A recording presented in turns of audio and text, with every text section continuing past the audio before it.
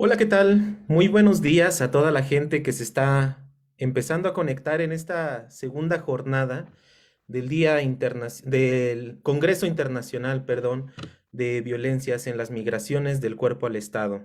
Les recordamos que este es un trabajo colaborativo entre la Universidad Nacional, la Universidad Autónoma Metropolitana, Unidad Coajimalpa, y el Colegio de Michoacán.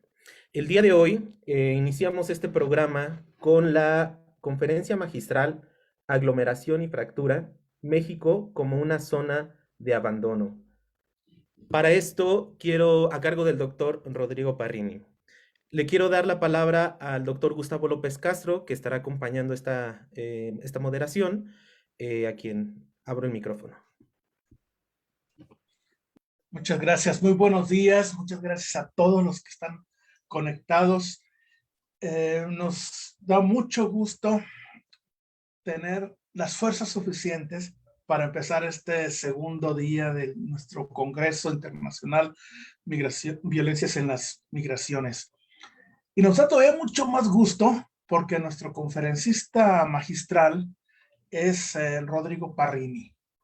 Entre las muchas cualidades que tiene Rodrigo es que a pesar de todas las formaciones que tiene, es y sigue siendo psicólogo, antropólogo, etnógrafo, es profesor actualmente, profesor investigador en la UAM Xochimilco. Ha trabajado durante ya varios años, 15 años, en la frontera sur de México, con colectivos disidentes, inmigrantes centroamericanos. Este trabajo, esta experiencia, lo puso en contacto con el teatro y con otras artes, y hacia allá ha dirigido sus preguntas y las exploraciones empíricas y conceptuales. Ha publicado extensamente. Sus dos libros más recientes es uno que se publicó este año, en 2021, que se llama Teatro y Confusión, Teatro de los Desiertos y Etnografías Forenses, y otro libro que se publicó en el 2018 que se llama Deseografías, una antropología del deseo. Él mismo dice que su principal interés intelectual es el deseo. En la actualidad, Rodrigo investiga los flujos migratorios que transitan en la frontera sur y otros lugares de México y explora de los modos en que se presenta la desposesión y el abandono en ciertos colectivos liminares. Como digo, ha publicado extensamente, ha sido profesor de incontables cursos y ha dirigido muchas tesis.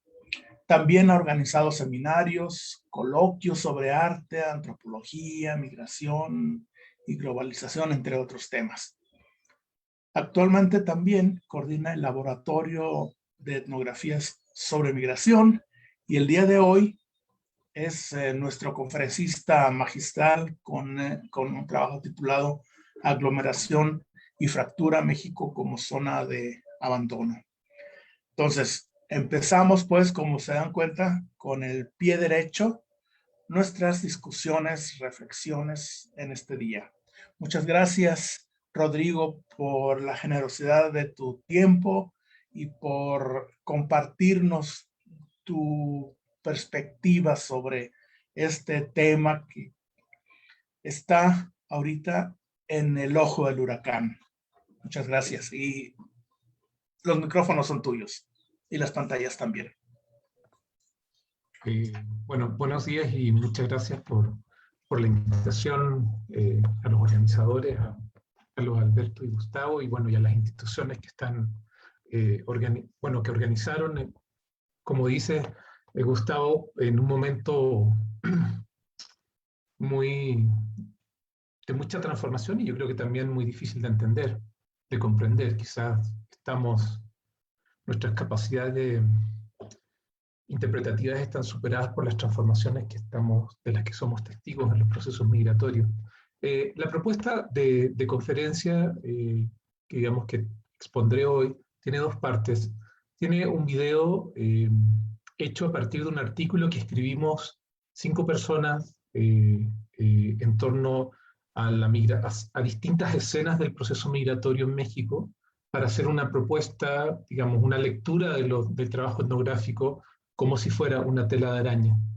Y luego voy a leer un texto que tiene 2 propuestas centrales. Uno es pensar las metodologías como estrategias de contradesgaste, y por otro, abordar ciertas viñetas migratorias y algunos elementos quizás estructurales del proceso migratorio en México, como tecnologías del desgaste vinculadas, digamos, un poco al tema de la aglomeración y la fractura, que es el título de esta presentación.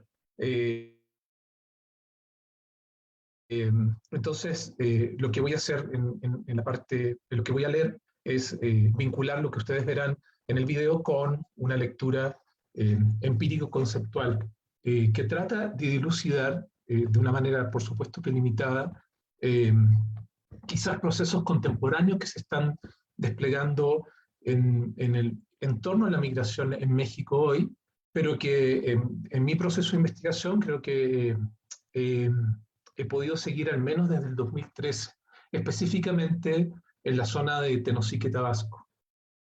Bueno, entonces la primera parte es ver este video que se llama La etnografía como una tela de araña, y luego escucharán el texto y también espero poder platicar con quienes participen de este evento. No sé si pueden pasar entonces el video. Gracias.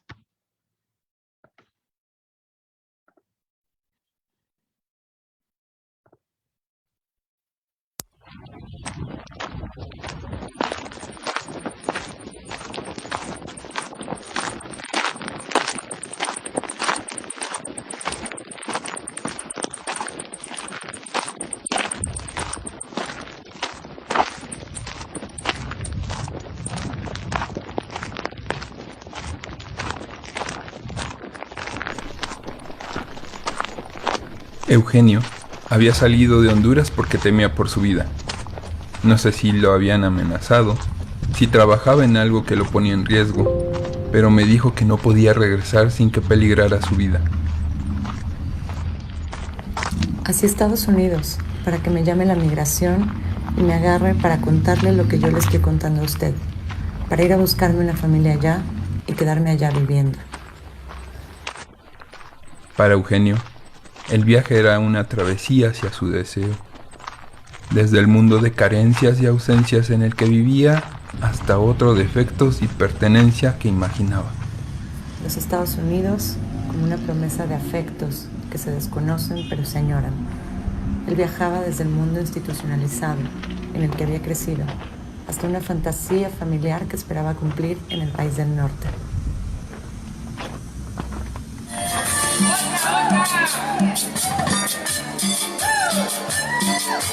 Hey, hey.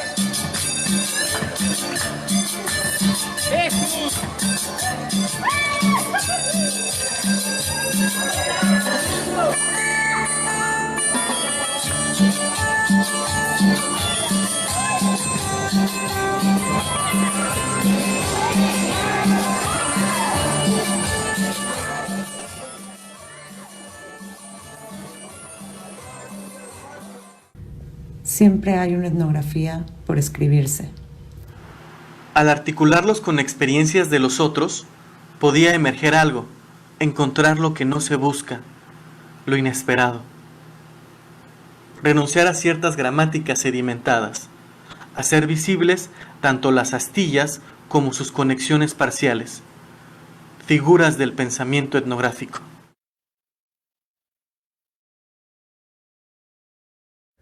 Una tarde pregunté qué significaba una cruz blanca de madera que se encontraba clavada en uno de los árboles cercanos al campamento. El paramédico que me acompañaba dijo, sin mucho miramiento, que ahí habían enterrado unos dedos. Una persona había tenido un accidente al intentar subir al tren. Las ruedas del tren cortaron de tajo sus dedos. Sin saber qué hacer, optaron por enterrarlos y montar una cruz sobre el sitio. Siempre hay rastros que el tránsito deja tras de sí. Sin embargo, nunca pensé en la posibilidad de encontrar la fracción de un cuerpo.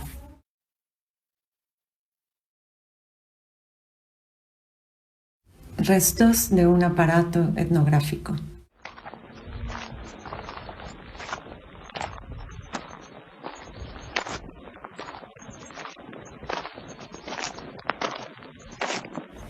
Imaginemos una etnografía como una tela de araña. Podemos pensarla como el trabajo común y conjunto de muchas y muchos actores sociales y epistémicos que se comprometen en exploraciones, descripciones, interpretaciones y escrituras conectadas y vibrantes.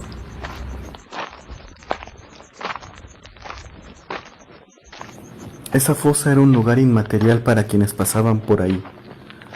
No había una lápida, algún anuncio, nada. Los árboles plantados, la barda intervenida y la ceremonia fueron modos de contrarrestar la invisibilidad que la indiferencia había hecho crecer. Ahí también había cuerpos que eran llorados, extrañados.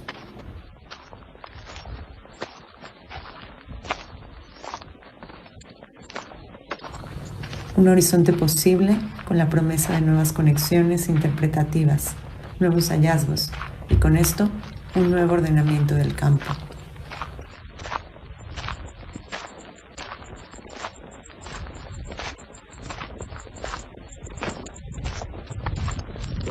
Lo agarran. ¿Qué más quisiera yo? ¿Qué más quisiera yo? Para que sientan. Si quieren nos vamos. Y ahí lo vamos cuidando. Estaría chido, ¿no? Para que vivan, no que le cuenten. Pero tenemos que llevarlo un bote de agua. Una tarde, pregunté qué significaba una cruz blanca de madera. Ahí habían enterrado unos dedos.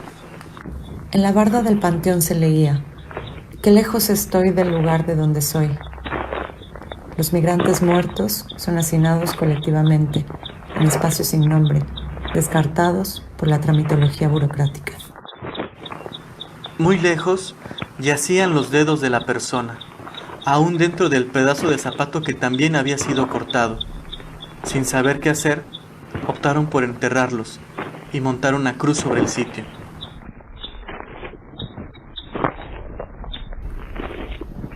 Qué lejos estoy del lugar de donde soy. Encontrar lo que no se busca, lo inesperado.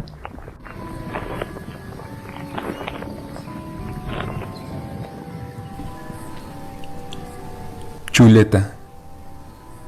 Ella había llegado al albergue y a este país como hombre. Vestía como hombre e incluso se ofrecía para colaborar en trabajos pesados como cargar leña, chapear la hierba, etc. Poco a poco fue cambiando su forma de caminar, de moverse y de hablar. Cuando llegaron las fiestas del carnaval en Tenosique, apareció Chuleta, vestida de mujer, con maquillaje y accesorios, bailando entre las comparsas. Después, no volvió a usar su nombre, ni su ropa masculina. El hombre del chat preguntaba: ¿eres mujer o eres trans? Chuleta me miró con cara de angustia y me preguntó: ¿qué soy? Después de un silencio me dijo: Pues yo, además, soy mujer. Apertura a lo extraño, lo no planeado y a la comprensión de lo que se experimenta. Buscamos encender las posibilidades de diversas experiencias que probablemente en las formas tradicionales de investigación podrían quedar excluidas y sin un lugar para la producción de sentidos.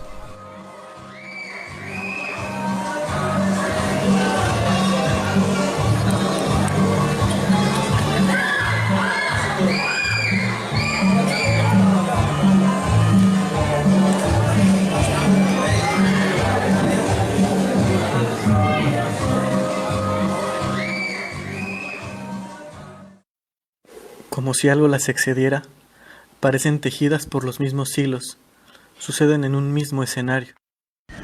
Un gesto experimental desde una posición reflexiva y colectiva sobre la elaboración de materiales de campo heterogéneos.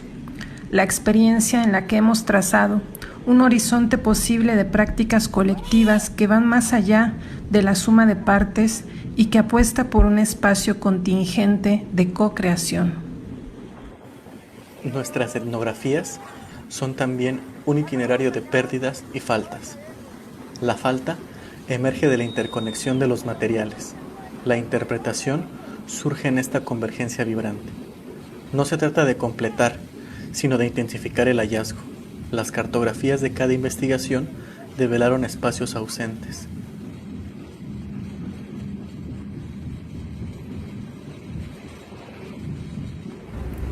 En una tela de araña, el movimiento que sucede en uno de sus hilos remece toda su estructura arquitectónica, extremadamente frágil y ejemplarmente resistente. Hilvanaremos los hilos radiales y luego los periféricos, como si las telas de araña etnográficas fueran una estructura plural de materiales, formas y conexiones, en la que todo está conectado con algo, aunque nada lo esté con todo. Son los mismos restos que deja tras de sí el proceso migratorio, restos corporales e inmateriales, restos a la intemperie o resguardados por quienes reconocen en ellos algo de su humanidad. ¿Dónde empieza una etnografía y dónde termina?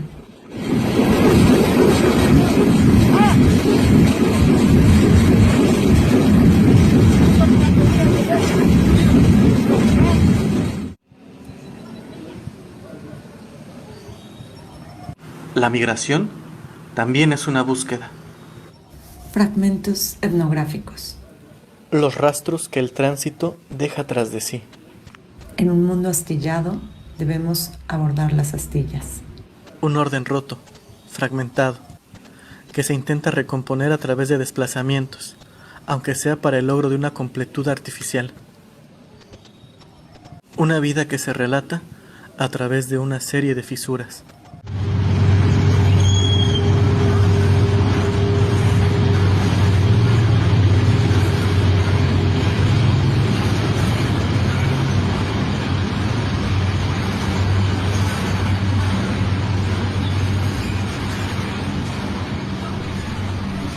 Algunos de los relatos compartidos en este texto se encontraban tras bambalinas, o como restos de un apartado etnográfico.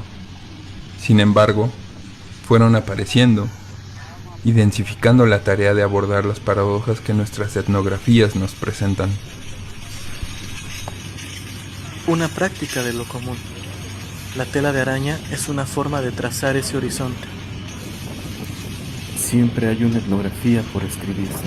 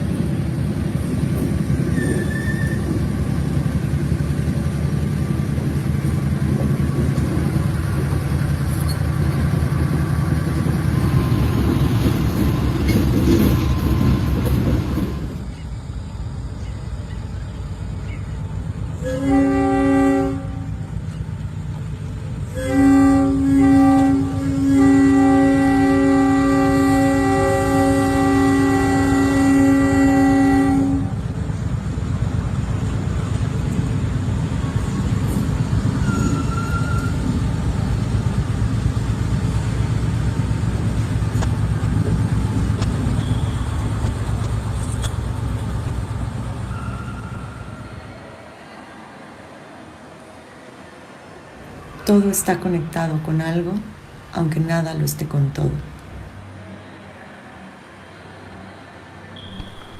Buscamos encender las posibilidades de diversas experiencias que probablemente en las formas tradicionales de investigación podrían quedar excluidas y sin un lugar para la producción de sentidos.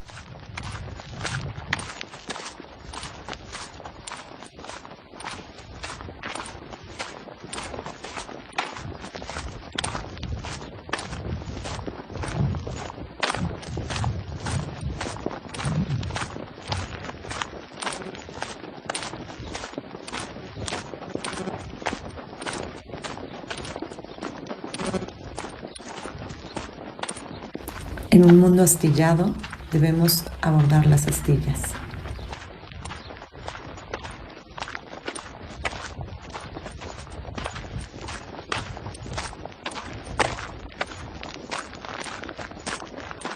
Soy el único hondureño que perdió 2 veces la misma pierna en México. La migración también es una búsqueda.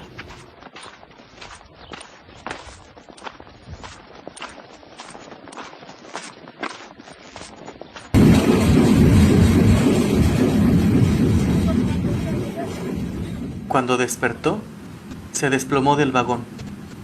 Su caída ocurrió cerca de Ixtepec, Oaxaca. Posiblemente la archivaron. Pierna izquierda. Sin tatuajes, con corte transfemoral. O quizá ni eso hicieron. ¿Puedes traer contigo una prótesis de mi pierna que dejé en México? Jamás supo qué pasó con los restos de su pierna. La prótesis arribó a Tapachula por paquetería y con ella partí hacia Honduras.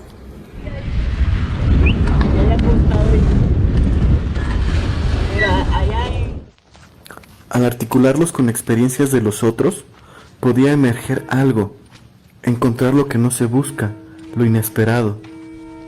Hacer visible tanto las astillas como sus conexiones parciales. Son los mismos restos que deja tras de sí el proceso migratorio, restos corporales e inmateriales, restos a la intemperie o resguardados por quienes reconocen en ellos algo de su humanidad. Su atención está en las conexiones, entrelazamientos o fricciones entre diversos materiales etnográficos que se comparten, con el propósito de explorar otras posibilidades interpretativas que no se podrían enunciar a partir de un esfuerzo intelectual en solitario. Todo está conectado con algo, aunque nada lo esté con todo.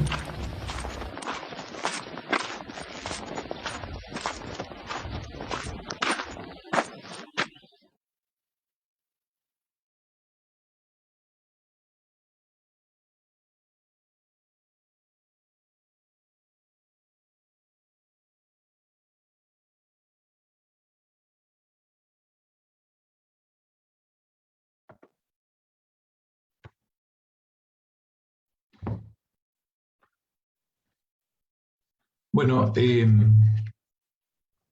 espero no tener problemas con internet porque hace un momento se fue de mi casa. Ahora, luego de mostrar este pequeño video que fue preparado, bueno, el artículo fue escrito por Luis Alquicira, Alice Almendra, Emilio Nocedal y Samuel Rivera, y también por mí. Será publicado en un libro sobre metodologías de investigación metodologías contemporáneas de investigación en antropología por la UNAM, que espero que este año o el próximo. Voy a leer el texto que escribí, que gira en alguna medida en torno a este video, y también propone algunas líneas de análisis de los procesos migratorios contemporáneos. En el video que acaban de ver, reunimos fragmentos de distintas etnografías. Todos tienen en común que están localizados en el campo de la migración de ciudadanos centroamericanos por México.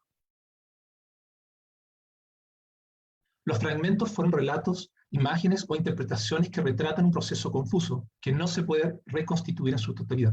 El origen del video es un artículo que escribimos entre 5 personas y que se titula La etnografía como una tela de araña, en el que proponemos entender esta metodología como una extensión de hilos en los que todo está conectado con algo, pero nada lo está con todo, en palabras de Donna Haraway. Las conexiones que establecimos eran estremecedoras desde un principio, un pie enterrado y una prótesis perdida. La sospecha de un menor de edad hondureño de que su nombre no era su verdadero nombre. La sensación de una mujer trans de que su cuerpo era una cosa, un basural que ocultaba una fosa común. Cuando comenzamos a trabajar en ese artículo, prevalecía entre nosotros una sensación de desconcierto. Sentíamos que habíamos llegado a un límite de la inteligibilidad y que estábamos invadidos por un sentimiento de extrañeza.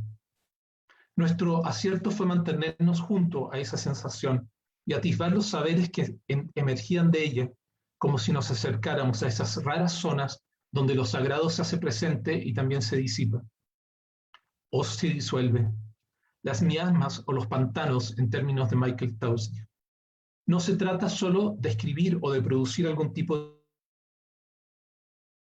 de conocimiento orientados por parámetros acumulativos, sino de crear formas de conectar aquello que parece desconectado, de explorar estrategias estéticas y etnográficas que permitan hacer un responso, un homenaje sutil a los destinos que hemos conocido y a las palabras y las cosas que hemos visto, tocado o guardado. El dedo enterrado lo encontramos en las vías del tren en Puebla. Al muchacho hondureño lo entrevistamos en Tenosique. Ahí también conocimos a la mujer trans. La pierna de plástico quedó resguardada en Veracruz y luego la transportamos a Honduras. La fusa estaba en Ixtepec, Oaxaca. Estas personas y estos objetos estaban dispersos en una geografía inmensa, en movimiento o detenidos, visibles o invisibles. Quisiera proponer que la investigación etnográfica en el campo migratorio es una estrategia de condensación histórica de diversos fragmentos de vidas desconectadas, de historias sueltas, cuerpos repartidos, que busca reconstituir los lazos rotos, reunir partes y segmentos. En esa medida es también una terapéutica, una curaduría de los cuerpos y las subjetividades, de la memoria y los acontecimientos, de los objetos y las infraestructuras. Una estrategia de contradesgaste que ofrece algunas aproximaciones táctiles y textuales a los procesos de degradación material que suceden durante la migración. Una terapéutica menor, sin duda. Pero creo que su importancia reside en la capacidad de registrar un dedo, un nombre, una incomodidad, una prótesis. Quizás la estrategia de contradesgaste propuesta se fundamente en el estar ahí, en esa presencia radical que la etnografía necesita y supone, y en la producción de un archivo frágil y azaroso con los materiales con los que nos encontramos o que nos encuentran, relatos, imágenes, objetos, recuerdos, paisajes y datos. Desde esta perspectiva quisiera proponer 3 ideas centrales con las que me gustaría conservar los pequeños relatos que escucharon y resguardar las imágenes que acaban de ver. Desplegar una política del cuidado que llamaré una curaduría etnográfica de la migración. Primero, en torno a los migrantes que intentan o han intentado entrar, cruzar o quedarse en México, se ha establecido paulatinamente un cerco a la vitalidad. Se despliega una guerra contra la energía de los cuerpos, los colectivos y las subjetividades, una desertificación de las esperanzas y de los deseos, una negación de los proyectos y una disrupción de las coordenadas de la realidad misma. Entre la sequedad de la espera y el azar de los trayectos, es la localización misma de los migrantes en el campo de la realidad lo que estaría en juego. Segundo, este cerco corresponde a lo que Elizabeth Povinelli llama una política del desgaste de los cuerpos. Para esta antropóloga estadounidense que trabaja con aborígenes australianos, el neoliberalismo racista y xenófobo encarna un proyecto político que no se fundamenta en el asesinato o la masacre, sino en la muerte lenta, un término que también utiliza Lauren Berlant. Ya no se trata de prácticas de exterminio mediante el uso de la fuerza militar, como sucedió en los procesos de colonización en distintas partes del mundo, sino en una degradación de la vitalidad que puede conducir a la muerte física, pero que apunta ante todo a una muerte social, comunitaria y también psíquica. La lentitud de esa muerte contrasta, a mi entender, con la rapidez de los asesinatos cuando se usan tecnologías militares. Hay guerra, pero sin armas. Las masacres, en este caso, son fantasmales. Tercero, esto implica una reconfiguración de la idea y las formas de la frontera. Ya no se trata solo del límite en el que empieza o termina una soberanía estatal. Surge lo que llamaré una plástica de la frontera, que puede crear configuraciones estratégicas y contingentes. Por ejemplo, un bloqueo policial en un punto propicio del trayecto migratorio. Eyal Weizman llama esto una frontera inestable pero flexible, y él la estudia en las configuraciones territoriales entre Israel y Palestina. En esa medida, pueden surgir zonas de acumulación de migrantes, como lo son Tapachula y algunas ciudades de la frontera norte de México. Otras de dispersión, como el centro del país y algunos estados norteños. Otras de cierre, como la zona sur de Tabasco. Lo importante no es que los migrantes entran o no lo hagan al país, más bien es que no se puedan mover o que si lo hacen, sean sometidos a un desgaste radical que los haga desistir. El efecto de esta, comillas, renuncia no será solo regresar o ser regresados a sus países, sino desarticular sus subjetividades mediante un desgaste físico, psíquico y también anímico. Quizás la consigna es que a nadie le queden ganas de regresar, dado el sufrimiento experimentado. Los migrantes son el auto de fe de las soberanías estatales y las políticas de expulsión de las poblaciones desposeídas. Los medios de comunicación y las redes sociales serán el foro donde antes asistía en persona el soberano a ver el castigo de un individuo condenado por la Inquisición católica. En términos etnográficos, encontraremos estos tres rasgos de los procesos migratorios contemporáneos ensamblados bajo lo que llamaré por ahora tecnologías del desgaste. La tecnología, escribe la filósofa griega Atena Atanasiou, es una condición del humano y de los fragmentos que dan forma al horizonte desfigurado de su significación cultural. Las tecnologías son parciales y operan por partes. En septiembre del año 2015, la encargada de Derechos Humanos del Hogar Refugio para Migrantes, la 72, me contó que un grupo de migrantes hondureños había sido asaltado a las afueras de Tenosique mientras intentaba tomar el tren para viajar hacia Veracruz. Los asaltantes les habían quitado todo lo que traían, incluso sus zapatos. Yo los vi sentados en la entrada del refugio, descalzos. Eran 5 o 6 jóvenes silenciosos. La encargada fue con ellos a un supermercado de la ciudad para comprarles sandalias y tuvieron que entrar así, descalzos como habían quedado, para probarse alguna que les quedara bien. Al pagar en la caja y entregar el documento que permite facturar los gastos, esa voluntaria se percató de que el nombre de la asociación civil a cargo del albergue era Pies Descalzos. Lo sabía, pero la denominación adquirió una extraña materialidad al observar esos migrantes descalzos, tal como lo anunciaba el nombre de esa asociación. La desnudez era un efecto de la violencia y la precariedad, y mostraba una vulnerabilidad estructural encarnada. Los pies y los zapatos migrantes están en el centro de la experiencia corporal de sus desplazamientos. Es común ver migrantes con los pies llagados o los zapatos rotos, como resultado de las largas caminatas que deben realizar. Por ejemplo, entre el Ceibo, en la frontera de México con Guatemala, y la 72 en Tenosique, hay más de 50 kilómetros que mucha gente recorre a pie, muchas veces bajo la lluvia o con altas temperaturas. Eso causa estragos en los cuerpos, sin duda. Las tecnologías de desgaste que enfrentan los migrantes durante su viaje en Centroamérica, en México y en los Estados Unidos actúan sobre sus cuerpos debilitándolos, sobre sus subjetividades fragilizándolas y sobre sus vidas amenazándolas.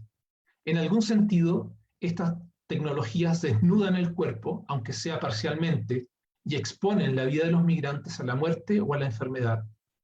En el horizonte desfigurado del que habla Atenea Atanasiou, en el que las tecnologías logran una significación cultural, los cuerpos migrantes también son heridos y signados como vulnerables. descalzos como si regresaran a un estado de naturaleza, y se quitaran todos los artefactos que sirven para vestir al cuerpo, pero también para socializarlo, al menos en estos contextos. Las tecnologías son ensamblajes sociomateriales y subjetivo-corporales que desgastan y cierran los horizontes existenciales y materiales, marcando, quiere decir, determinando y también hiriendo a los sujetos, quitándoles, por ejemplo, sus pertenencias, deteniéndolos arbitrariamente, negándoles el acceso a los servicios básicos, entre otras formas. Ninguna tecnología es definitiva, sino contextual. Ninguna está resuelta completamente, sino que siempre se está resolviendo. La vida cotidiana expone a los sujetos a la risa y la violencia, al goce y al rechazo, al chisme y también a la confesión. No son los actos solamente desgastantes, también es esa mezcla densa e indiscernible entre muerte y vida, entre pulsiones y aflicciones, entre dentro y fuera, aceptación y rechazo. Son posiciones sociales, colectivas y vitales, al filo, pendientes de los deslizamientos y los tropiezos. En varias ocasiones les pregunté a los migrantes que entrevistaba qué esperanzas tenían de llegar al norte de México e ingresar a los Estados Unidos frente a las enormes dificultades que anunciaba el viaje. Algunos de ellos y de ellas no conocían el mapa del país, tampoco las distancias que tenían que recorrer o las rutas y los medios para hacerlo. Estaban en una condición realmente vulnerable en términos materiales. Muchos y muchas respondieron que confiaban en Dios, y yo les pregunté qué sucedería si les ocurriera algo en el trayecto. Varios me contestaron que en ese caso habría sido, comillas, voluntad de Dios. Me sorprendió que en esos pequeños debates teológicos que mantuve con ellos y ellas, Dios quisiera que llegaran y también que los dañaran. Esa voluntad, al parecer indistinta, que no puede ser juzgada por sus resultados, sino que es independiente de ellos, resultaba para mí inquietante. Esta confianza incierta, una esperanza funesta, eran síntomas del desgaste, del cerco a la vitalidad del que hablé antes. Terminar descalzos o sentirse expuestos, como si el destino fuera un abismo donde no tenemos capacidad de actuar. Dios que promete y amenaza a la misma vez. La policía que puede proteger y asaltar, los caminos por donde se mueven y también donde podrían morir. Este rasgo ambivalente, al parecer insoluble, es el centro del desgaste y de los cercos móviles a la vitalidad de las, digamos, que creo que configuran el proceso migratorio hoy. Las plásticas de la frontera son también coreografías de la muerte y de la soberanía reafirmada y ausente, persecutoria e indiferente, inoperante y también arbitraria. Quisiera regresar a lo que mencioné al principio sobre la etnografía como una curaduría y como una estrategia de contradesgaste. Todo lo que he dicho hasta ahora surge de microobservaciones. Su trazo es una cercanía corporal. No se trata de argumentos abstractos, aunque haya propuesto ciertas lecturas conceptuales. En algún sentido, no los separo de los hechos para que no se vacíen de su vitalidad. Puedo dar cuenta, si es que lo hago, del desgaste y de los cercos a la vitalidad, porque he sido testigo de ellos. El video muestra esa dispersión de las vidas y de los cuerpos, en lo que algunas autoras llaman un proceso de ruinificación, que es un neologismo de una traducción del inglés. Es decir, la transformación del presente en una ruina, como si tuviera más la forma de lo pasado o del pasado. El dedo enterrado, la pierna, la ausencia de un nombre, la reducción del cuerpo, son todas evidencias de esta ruinificación. Pero la idea de la tela de araña intenta recuperar algo de las desconexiones, conectar aquello que parece completamente ajeno, pero también cubrir, en el sentido más textil de una tela, los hechos para no perderlos, es decir, evitar que sean tragados en ese pasado abierto en el presente de la desposesión, en las ruinas que surgen donde la vitalidad es cercada y también consumida. El desgaste disgrega y agota, cerca y corta, expone y desprotege. La etnografía no puede resolver esto, pero tampoco abandona lo ocurrido en el basurero de la historia.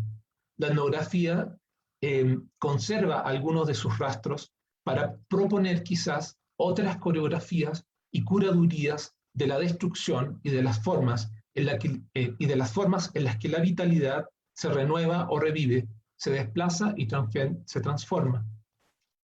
El migrante hondureño que había sido mutilado por el tren y que luego había dejado su prótesis resguardada con una familia en Veracruz, le pidió al antropólogo Samuel Rivera, uno de los autores del artículo y del artículo que referí y del video que vieron, que se la llevara a Honduras. No se trataba solo de recuperar el objeto, sino también de reconstruir el cuerpo, de ensamblar las partes perdidas que se pueden recuperar, ya no la pierna de carne, sino la prótesis. Pero eso también implicaba denostar el desgaste, desarrollar una micropráctica de contradesgaste, como la llamé, que era facilitada por el etnógrafo en este caso, que cargó y llevó esa pierna artificial hasta alguna ciudad en Honduras y se lo entregó al migrante, rompiendo, a mi entender, el cerco a la vitalidad que propuse como estrategia de contención de la migración, creando un conjunto de nuevas conexiones, encontrando rutas de reconstrucción, reconstitución, y de restitución, curando, y aquí termino, de alguna forma lo que estaba herido, pero también los objetos y las imágenes que el desgaste había suscitado. Muchas gracias.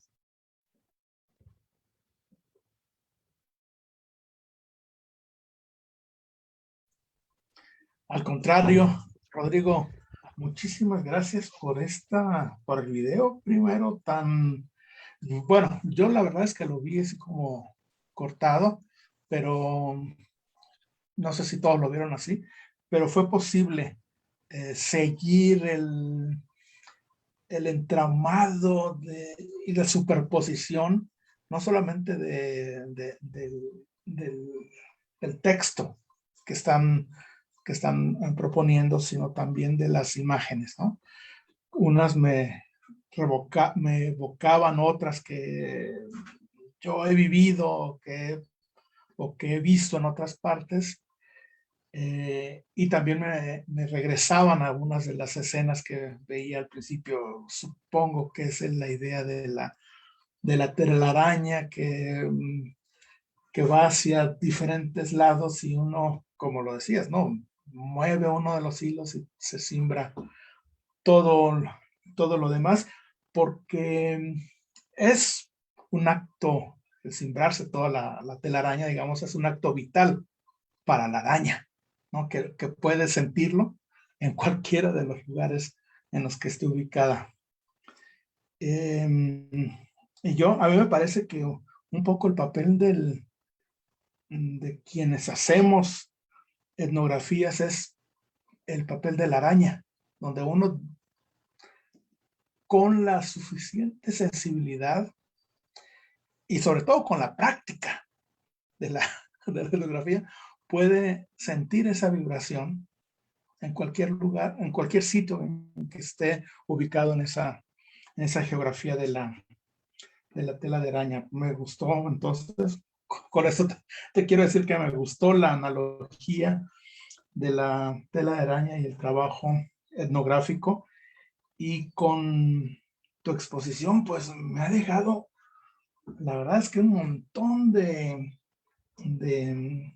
ideas, porque obviamente tocas autores de filosofía, de antropología, de economía política, de historia, y filosofía, desde luego, ahora sí que como en un tejido de araña también muy, pues muy sugerente. Espero con ansia poder leer ya ese artículo del que nos estás hablando. Me gustaría un poco a mí que ahondaras la perspectiva esta de la que hablas, de la estrategia de contradesgaste, ¿no? Has dado un ejemplo ahorita de este chico o no sé quién es, Samuel Rivera, dijiste, ya sé quién es, ya, desde que llevó la prótesis hasta acá. ese es uno de los ejemplos, pero me gustaría un poco que desarrollaras más la idea, si puedes ahorita, ¿no? Todavía tenemos unos minutos, no muchos, pero unos 10 minutos para hacer esto. Mientras vemos si la idea de si hay preguntas, sí, además de las felicitaciones. Te leo una pregunta que también llegó por si quieres encadenarla con esto. Okay. Alguien pregunta si existe una deshumanización de la migración ante los ojos del Estado. Bueno, yo, o sea, con respecto a la etnografía y quizás a la investigación social como una técnica de contradesgaste, diría que quizá esa idea se puede ampliar no solo a la investigación, sino que a muchas otras estrategias políticas y prácticas, digamos, de solidaridad, de acompañamiento de migrantes, de denuncia, etcétera, ¿no? En el sentido de que creo que, y lo decías tú muy bien, la etnografía es una práctica de la vitalidad, necesita mucha vitalidad en la medida en que compromete los cuerpos de quienes estamos investigando y también de quienes están participando en la investigación, ¿no? Lo que yo quizás solo hasta al escribir el texto del video y esta pequeña presentación, no había pensado era si esa vitalidad podía ser también un recurso y una forma de enfrentar, digamos, lo que llamé unas tecnologías del desgaste, que son no grandes tecnologías, sino que son microtecnologías que podrían no describir muchas porque no hay tiempo, creo que tampoco es la idea, digamos, en este momento, ¿no? Pero, por ejemplo, quedarse sin zapato, o no ser atendido en un hospital, o ser detenido arbitrariamente, esas son cosas que suceden constantemente en los procesos migratorios, ¿no? O pasar hambre, en fin, ¿no? O soportar el calor de Sonora en verano arriba de un tren, ¿no? Lo que quizá ahí estoy tratando de pensar es cómo poder conectar lo que nos hacemos como investigadores, no padeciendo lo que padecen los migrantes, no pasando por lo que pasan los migrantes necesariamente, pero quizás transformando estos textos y estas propuestas en herramientas, digamos, que creo que no van a transformar el desgaste ni van a disolver las tecnologías, pero sí las van a confrontar en algún sentido. Y la idea que nosotros de hacer el video y no solo de escribir el artículo, era generar una forma de comunicación con públicos potenciales que no fuera solo escrita, sino que también tuviera un componente visual que habitualmente permite conexiones más potentes hoy día, dadas las culturas, especies. Por ejemplo, yo se lo he mostrado a mis alumnos en la UAM, ¿no?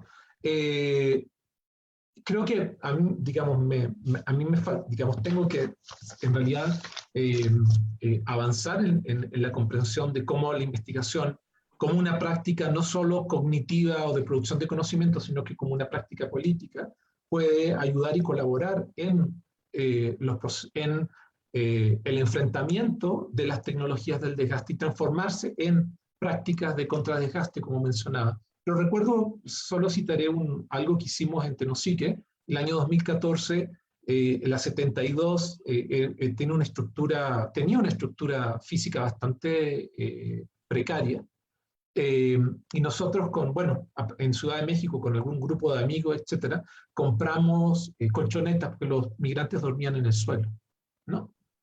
Y cuando llevamos las colchonetas a Tenosique, como 100 colchonetas, si no recuerdo mal, también en ese momento organizamos un ropero migrante a partir de unas pacas de ropa que se habían transformado en una especie de basurero, ¿no?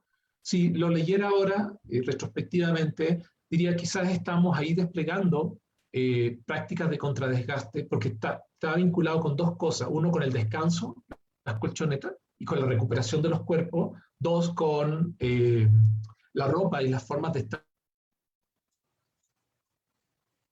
vestido, la exposición de los cuerpos. Pero la propia 72 creó una que me parece muy interesante, que es que hasta el 2017, si no recuerdo mal, parte de la comida que le entregaba y que le ofrecía a los migrantes venía de las donaciones que hacían los comerciantes de la propia ciudad. Y recuerdo haber acompañado a voluntarios a recoger las verduras casi semipodridas que les donaban, ¿no? Y lo que hizo en ese momento Fray Tomás fue crear una huerta ecológica cerca de la 72, donde cultivaban, digamos, en el fondo cultivaron los alimentos que ofrecían a los migrantes, ¿no?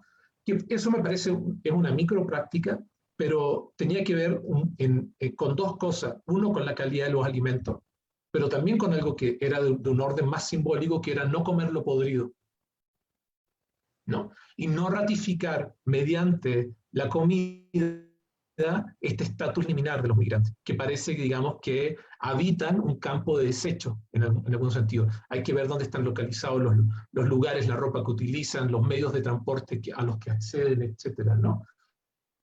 Y ahí yo me preguntaría, no tengo una respuesta, cómo se podrían ensamblar prácticas de ese tipo con prácticas de investigación que se piensen a propósito como formas de contradesgaste. Menores sin duda, porque el desgaste, el aparato del Estado es un aparato mayor, eso no lo podemos confrontar, ¿no? O sea, los recursos que tenemos y las fuerzas creo que son mucho menores con respecto a ese otro gran infraestructura digamos, que opone, que digamos, que detiene, que hace esperar, que cerca, etcétera, ¿no?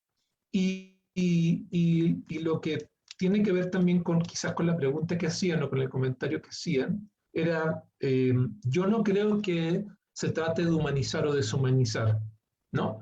Porque se piensa en la humanidad como una especie como de estado sublime. No, la humanización es también la violencia y también es el desgaste, ¿no? Por eso, digamos, Atanasio define primero la tecnología como una condición del humano y segundo, como una forma de significación cultural de los horizontes desfigurados, ¿no? Y creo que hay que profundizar en la idea de horizontes desfigurados, ¿no? Pero hay que llevarlo no solo a un campo filosófico, digamos, abstracto, sino que hay que aterrizarlo en los cuerpos y en las experiencias migrantes muy puntuales. Por ejemplo, cuando un agente de migración le patea la cabeza de un migrante, estamos ante una tecnología estatal y también un horizonte desfigurado, o un intento de desfigurar. En este caso el rostro, literal. O sea, somos testigos de eso. Eso no es humanizante o deshumanizante, eso es humano. No, es digamos, parece ser como un elemento quizás estructural de las relaciones de poder entre los humanos. Entonces, a mí no me gusta, digamos, no comparto la noción de deshumanización, porque primero transforma la humanidad en un campo de lo sublime, y segundo, que cuando nos deshumanizamos, pareciera que nos acercáramos como a límites, por ejemplo, con los animales que nosotros también somos, biológicamente y evolutivamente, hay que decir, ¿no? Yo creo que ahí hay que reconocer que el desgaste, los cercos a la vitalidad, etcétera, etcétera, son prácticas completamente humanas, ¿no? Y además, en esa medida, identificable, investigable y quizás potencialmente también transformable, o a las que se puede resistir. Gracias. Muy bien, Rodolfo. Digo, muchas gracias. Los cuerpos ahora, en estos momentos, interpelan al poder del Estado, se han puesto en movimiento y se han ido desde Tapachula hasta Ciudad Acuña y nadie sabe realmente exactamente cómo, pero esa vitalidad, como llaman algunos antropólogos también, la agencia de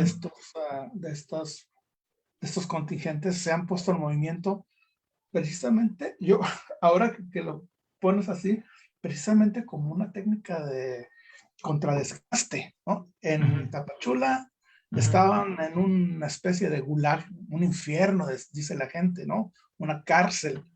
Y han tenido que ponerse en movimiento, ¿sí? Y hacer lo que tenían que hacer para continuar su vida, para continuar,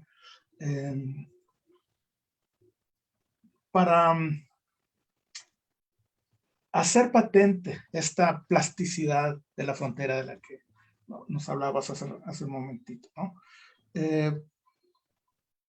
A mí me gustaría finalmente, ya es hora de que terminemos, pero me gustaría una pequeña reflexión tuya acerca de lo que estamos viendo en este momento, sobre todo con este contingente que ha salido de Tapachula y que está en Acuña, que se ha movido un poco también a Monterrey y que pues en en muchos sentidos está siendo acosado tanto por las fuerzas de seguridad mexicana como por las fuerzas policíacas y de seguridad de los Estados Unidos. Y que están también un poco en desamparo en estas ciudades, ciudades además como Ciudad Acuña sin recursos para atenderlos. Y sin recursos propios y también yo creo que sin recursos sociales, digamos, con un despliegue, a mi entender, muy limitado de la solidaridad, ¿no? Y yo creo que ese despliegue limitado de la solidaridad tiene que ver, digamos, con una forma de entender las realidades sociales digamos, que se basa en lo que le pasa al otro, no necesariamente me pasa a mí, mientras no me pasa, ¿no? Uno podría encontrar procesos de desgaste en muchos espacios en México contemporáneo. Por ejemplo, en el trabajo de la maquila, que también tiene un lugar significativo en la economía de la frontera, por ejemplo, ¿no? 12 horas de pie trabajando. Esto está registrado en los artículos, en investigaciones sociológicas y etnográficas sobre el trabajo de la maquila y de la maquiladora, ¿no? Entonces, yo creo, digamos, que me parece especialmente con el caso de los haitianos, que ahí hay una novedad en la energía y en la fuerza de esos cuerpos para confrontar al Estado, digamos, ¿no? Algunos de ellos vienen de Chile, desde Chile. O sea, han hecho un viaje desde Chile hasta el sur de México y luego hasta el sur de los Estados Unidos o el norte de México, ¿no? O sea, el despliegue de energía y de fuerza que hay ahí es extraordinario. Y creo que es una de las razones por las que ha sido tan difícil, parece, poder detenerlo, ¿no? Claro, en su mayoría son personas muy jóvenes, etcétera, ¿no? Pero yo creo que ahí quizás hay que comenzar a leer eso con atención porque hay algo también como somos testigos como una oxidación del Estado. O sea, como un Estado o como fuerzas del Estado que no pueden confrontar, y creo que solo detener parcialmente la energía que está en juego, la energía histórica, la energía corporal, la energía política que está en juego en esos cuerpos. Pero además hay que ver que lo que comienza a suceder con los haitianos, por ejemplo, cuando entran, se ubican en este puente entre Ciudad Acuña y Del Río, en Texas, ¿no? Y llega la Guardia Fronteriza estadounidense a caballo. Ahí hay una escena, ahí hay una reaparición de escenas de la esclavitud, ¿no? Estos amos a caballo que persiguen al esclavo en lugares que están, en zonas donde hubo esclavitud hasta hasta 1870 en Estados Unidos, esclavitud legal, digamos, por decirlo así. Entonces ahí comenzamos a ver también que en ese despliegue de las vitalidades también comienza a haber como una reedición y una reaparición, por llamarlo así, de ciertas escenas históricas que son bastante preocupantes. El migrante haitiano, quizás a diferencia del migrante centroamericano, bueno, salvo los afro-hondureños, por ejemplo, no es solo un migrante, es también un sujeto racializado. Es un migrante negro, ¿no? En una nota en El País salía una descripción, digamos, periodística que decía, se suben unos agentes migratorios a un autobús y le dicen a alguien que ven, bájate negro, ¿no? Es esa combinación entre migración y racismo, que no es novedosa, pero que quizás hoy día se intensifica de una manera muy clara, habría que pensarla también en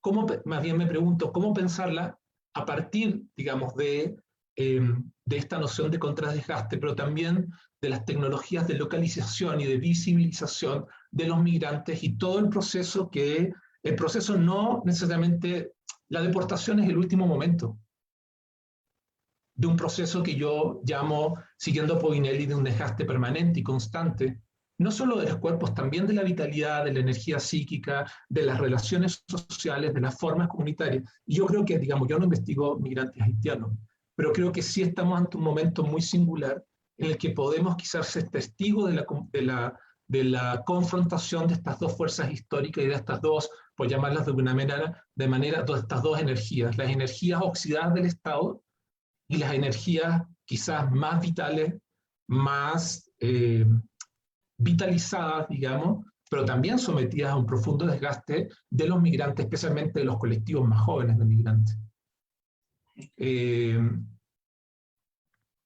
Sí, eso diría. Sí, muchas gracias. Muchas gracias, Rodrigo. debo de terminar ya esto porque nos hemos pasado y en Sí, atención sí. a todos los colegas que están conectados ya listos para la siguiente mesa, pues no me queda a mí más que agradecerte muy puntualmente, profundamente tu participación, tu tiempo y tu esfuerzo de estar en este congreso al que te invitamos obviamente a que continúes conectado y Gracias. nos hagas preguntas, comentarios y discutas con nuestros ponentes. En la siguiente mesa empieza inmediatamente después de esto, no se desconecten compañeros.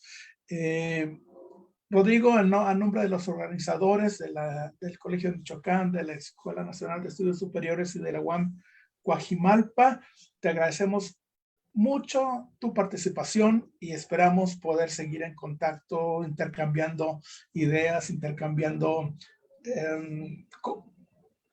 el conocimiento que producimos, mal o bien, en esta tela de araña. Sí, Muchas gracias a gracias. ustedes. Mucho gusto. Muy buen día. Gracias, hasta luego.